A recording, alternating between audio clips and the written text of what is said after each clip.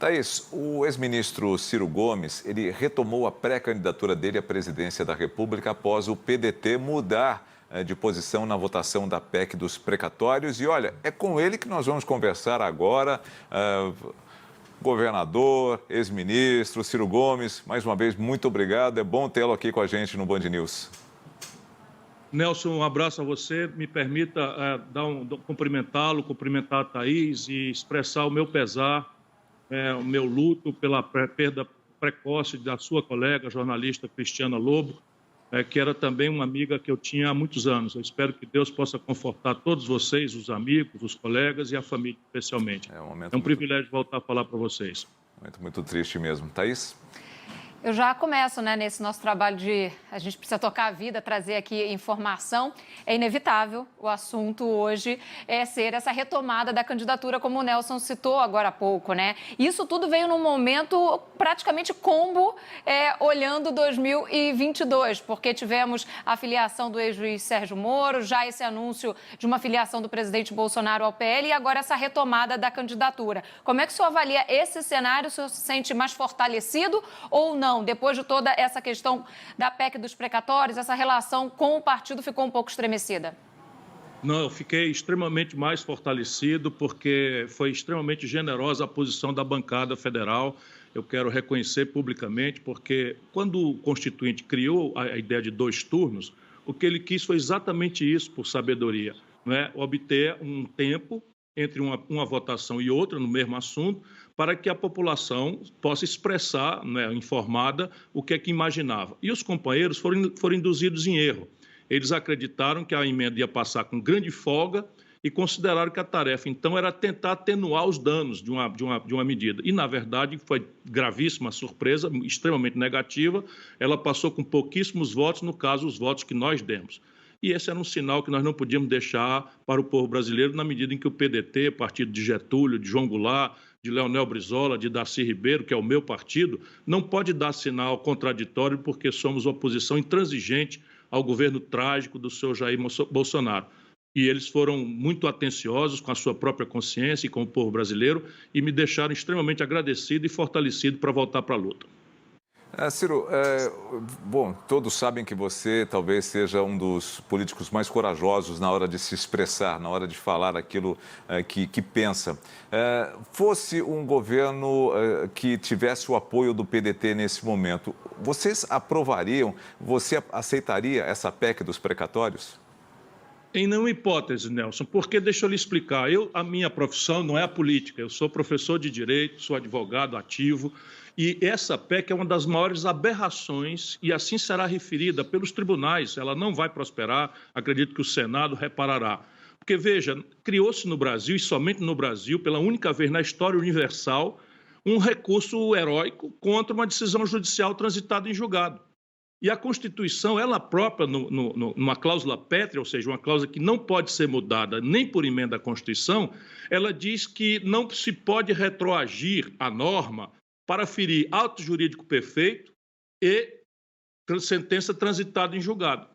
Então, esse é o típico caso. Então, o cidadão passa 20 anos na justiça a passo de caga do manco, que infelizmente é a justiça brasileira, para ganhar um direito que lhe foi usurpado pelo Estado, e na hora de receber são milhões de aposentados, são muitos micro e pequenos empresários lesados em seus direitos, professores que tiveram seus salários constrangidos, surrupiados pelo governo, e que depois de 20 anos ganham na justiça com trânsito em julgado, e vem agora o Bolsonaro e sua quadrilha estabelecer como um recurso absolutamente exótico, que uma emenda à Constituição suspende a execução de um ato jurídico perfeito, como é uma sentença transitada em julgado. Afora outras tantas aberrações que se introduziram e que não tomaram a notícia tão central da imprensa brasileira. Uma delas, por exemplo, era transformar, isso nós ganhamos também, ninguém presta atenção no assunto, mas desde que eu reagi, eles tiraram no segundo turno, que era o seguinte: o Brasil proíbe que o governo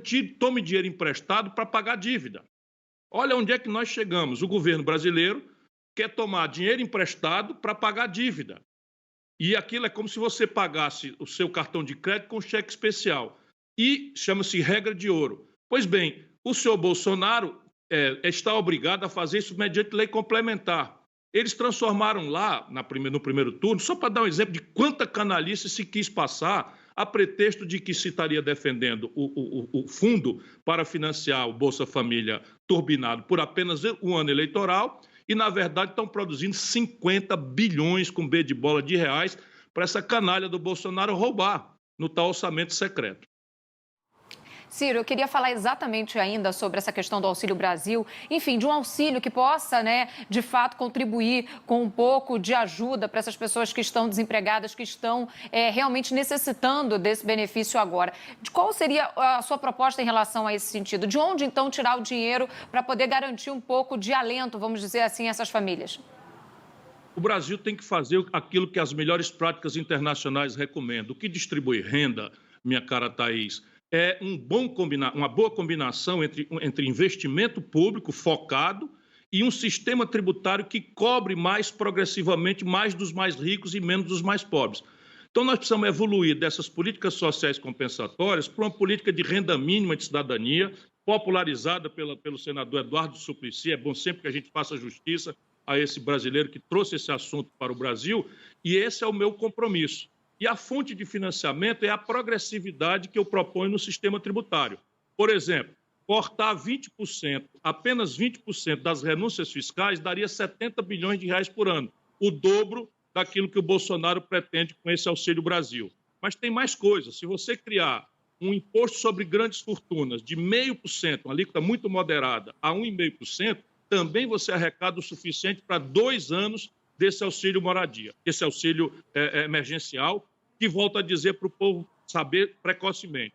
40 milhões de pessoas hoje recebem auxílio emergencial. Essa nova Bolsa Família, que foi extinta, vai ser apenas para 17 milhões de pessoas e o benefício médio será de meros R$ 234. É uma imensa fraude que, felizmente, nós temos esperança que o Senado Federal, que tem se revelado muito mais responsável do que a maioria da Câmara dos Deputados, porá um reparo a isso. Se não, iremos aos tribunais. Ciro, quem passa fome tem pressa, precisa agora de comida no prato, precisa agora de dinheiro no bolso para se movimentar. Essa sua proposta ela é um pouco mais longa, ela leva um certo tempo.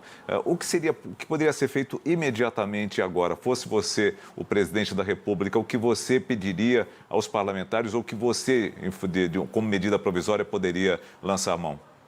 Isso é muito simples, é só criar um crédito suplementar ou por projeto de lei por medida de urgência, ou por uma medida provisória, declarada a situação de emergência, que de fato nada mais é claramente emergencial do que a fome da maioria do nosso povo. Pode acreditar, isso é muito simples fazer, o governo já tem a medida provisória estudada e pronta, eu tenho muita gente que trabalhou comigo no Ministério da Fazenda que me dão detalhes, a medida está pronta.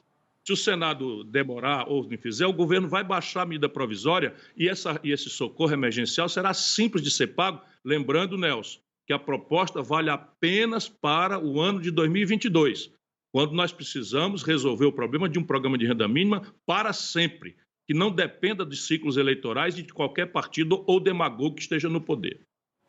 Eu quero falar um pouquinho também, Ciro, desse cenário eleitoral que se desenha, né? Até agora a gente falava dessa polarização Lula-Bolsonaro, agora já com esse passo à frente do presidente Bolsonaro se filiando ao PL, um partido com uma musculatura até bastante significativa, né, no Congresso Nacional, e agora também no Podemos, o ex-juiz Sérgio Moro. Quando se fala de terceira via, o seu nome estava muito ali associado a essa terceira via e também de Sérgio Moro. Como é que a gente pode analisar esse cenário que se desenha, esse cenário que você vai encarar daqui para frente? Olha, terceira via é uma expressão preguiçosa da grande mídia brasileira. E é claro que eu não espero que a grande mídia faça um tratado de ciência política a cada hora que for mencionar o quadro brasileiro. Então, esqueça isso, porque o Brasil não pode ir para um processo eleitoral discutindo Chico, Maria ou Manel. E todos os dados que nós temos hoje vão revelando com clareza o que, de fato, nós precisamos debater. Estávamos conversando no assunto anterior, o drama social brasileiro. Ele tem números. Nós temos 15 milhões de pessoas abertamente desempregadas, 40% da força de trabalho vivendo na mais grave precarização do trabalho, na informalidade, trabalhando 60, 70 horas semanais para levar para casa R$2.000. E olhe lá nos aplicativos, nós tem 6 milhões de pessoas desistiram de procurar emprego, estão nos aproximando de 60 mil homicídios em 12 meses. é a moeda que mais se desvaloriza no mundo real, a terceira maior inflação do mundo está acontecendo no Brasil. Enfim, não faltam problemas. E eleição não é uma festa. Pode até comemorarmos uma festa da democracia, mas eleição é a oportunidade que as sociedades têm para debater as causas estratégicas dos seus problemas, conhecer as personalidades, examinar os currículos e essencialmente, exigir que todos discutam o que é que vão fazer. Ora, veja o que nós estamos acontecendo. O Sérgio Moro é um amador, um picareta, vamos ter clareza, um picareta de quinta categoria que vive essa esquizofrenia. Um juiz que faz política, agora um político que diz que não é político. Um grande picareta a serviço de potências estrangeiras, né? Nunca administrou uma bodega das pequenas, um ignorante que, como um malfeitor, né, espalhou nulidades e garantiu a impunidade da maior roubalheira que já aconteceu no Brasil, que a Lava Jato descobriu, e que ele, por incompetência absoluta, destruiu pela ambição. Só no Brasil, um juiz condena um político e depois vai ser ministro do outro político que ganhou a eleição, porque o político que ele tirou os direitos não faz. Depois, trai o político que servia e vai trabalhar para uma empresa estrangeira que está administrando a empresa Odebrecht, que ele quebrou. Esse sujeito, em qualquer país minimamente sério, estava na cadeia. Mas no Brasil está desse jeito, se apresenta como candidato a presidente. Eu quero um debate com ele, eu vou pedir a vocês que chamem esse cidadão para a gente discutir, né, o que aconteceu com o Brasil. E isso é o que nós temos que fazer, discutir o modelo econômico, discutir o modelo de governança política e essas picaretagens que infernizam a nação brasileira, enquanto o nosso povo vive humilhado. Ficou tudo meio atrapalhado agora, essa questão também de que lado está cada um. Por exemplo, até agora não candidato, né, porque ele diz que não sabe se ainda vai concorrer à presidência ou ao Senado, o Sérgio Moro, seria de direita? O senhor seria de uma esquerda mais moderada, uma centro-esquerda? Bolsonaro é de uma direita mais extrema ou é um conservador? Ou seja, como é que estão essas divisões dentro da política, para que a gente possa entender também, porque muitas pessoas veem hoje o Sérgio Moro com alguém mais ligado à direita. E é assim mesmo? O senhor poderia, inclusive, apoiar, no caso, os partidos mais à esquerda ou tê-los ao seu lado? Eu ia até avançar um pouquinho. Dá para fazer isso ou está muito turvo ali? Não dá para colocar cada um num potinho, porque não tem como? Não dá. Não dá mesmo, porque é muita picaretagem para um jornalismo brilhante que seja tentar classificar. Você sabe como é que a gente se protege disso? É olhando a vida das pessoas, as suas práticas, que valores representa, o que andou fazendo no verão passado, não é? O que eu apresento ao povo brasileiro? Desculpa, eu vou apresentar para vocês, eu tenho um livro circulando no Brasil, não é? Vendeu quase 200 mil exemplares, está candidato ao Prêmio Jabuti, para minha honra, e aqui eu digo as causas e proponho com muita clareza, não é? Qual é o arco de forças que deve sustentar o novo Projeto Nacional de Desenvolvimento. E este arco de forças, na sociologia brasileira, se convencionaria chamar de um projeto que se sustenta na centro-esquerda. Na prática é o seguinte, nós precisamos ir em socorro das maiorias populares brasileiras que estão amargando a pior distribuição de renda do mundo depois de muita conversa fiada. Né? Deixa eu dar um número para vocês aqui que o livro traz. Né? O Lula, durante 4 mandatos que mandou no Brasil, pagou 4 trilhões e 88 bilhões de reais de juro para os barões brasileiros e distribuiu 332 bilhões de reais para os miseráveis no Bolsa Família. E fala que é de esquerda. O Lula meteu na cadeia algo ao redor de 500 mil jovens negros e pobres numa política que lhe foi imposta pelos norte-americanos, que é completamente equivocada e agora saiu com uma pior política de enfrentamento ao drama das drogas do mundo.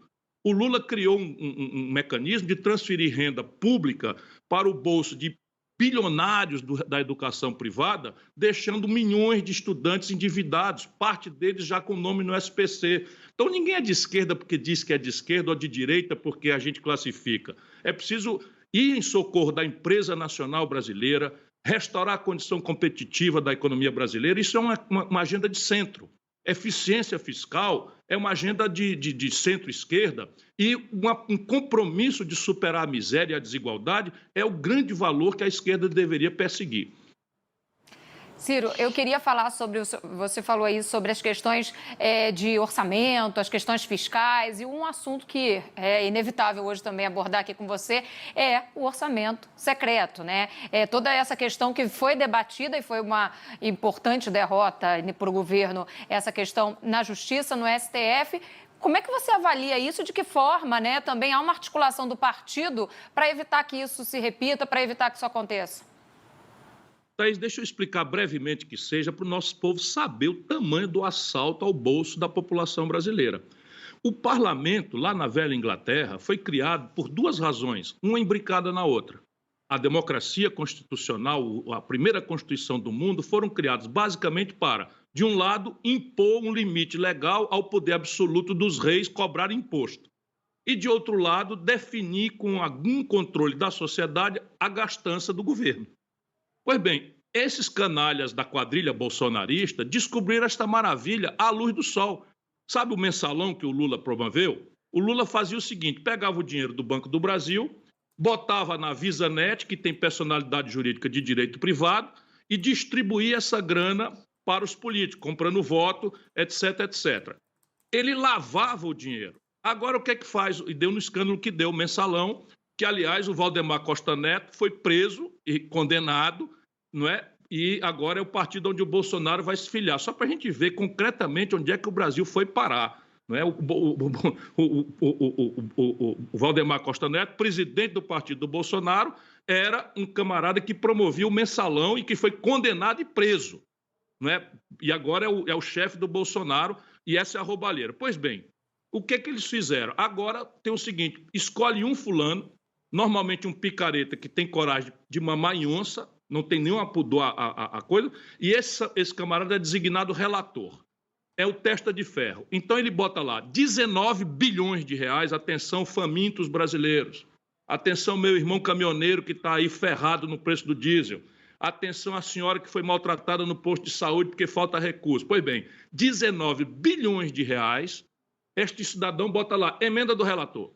Aí inventa um nomezão pomposo e, a partir daí, Thaís, eles mandam uma espécie de cheque em branco, vão tirando, vão abatendo do saldo. Aí o seguinte, está todo mundo desesperado, precisando comer, e eles compram um trator superfaturado para distribuir com o prefeito. É o maior escândalo que eu já vi na minha vida. Felizmente, a nossa Suprema Corte, que tem sido muito omissa, né, desta feita, aparentemente, tomou uma posição minimamente republicana e suspendeu este cheque em branco, que é 40% para roubar. E isso é uma indignidade que nós não podemos concordar em nenhuma hipótese. Pois bem, é o mensalão do Bolsonaro. Igualzinho. Vocês não percebem, brasileiros irmãos meus, que o modelo econômico é o mesmo? A governança política com a centralidade da ladroeira e da corrupção com as mesmas pessoas. É isso que nós precisamos discutir. É isso que eu estou pedindo a Deus, que ilumine a minha palavra para tocar o coração do povo brasileiro. Para a gente encerrar, Ciro, eu tenho uma última pergunta aqui, já no caso lá do ano que vem, no segundo turno. Com quem o senhor gostaria de disputar um segundo turno? Quem o senhor gostaria de travar esse embate direto? Eu acho que se eu fosse com Lula para o segundo turno, o país teria garantido a democracia e teríamos um debate republicano sobre o passado ou o futuro.